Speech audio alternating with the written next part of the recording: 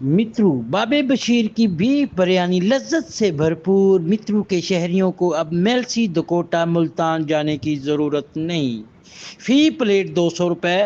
बिरयानी के साथ रायता और सलाद बिल्कुल फ्री। बिरयानी की दुकान का इफ्तिताह होते ही दुकान पर शहरियों की लाइनें लग गईं। बिरयानी खाने के लिए आना पड़ेगा आपको बिलमुकाबल दरबार साईं वली मोहम्मद सरकार, टिब्बा सुल्तानपुर रोड, मित्रू। ਇਹ ਬਿਰਿਆਨੀ ਦੇ ਵਿੱਚ ਤੁਸੀਂ ਕੀ ਪਾਉਂਦੇ ਹੋ?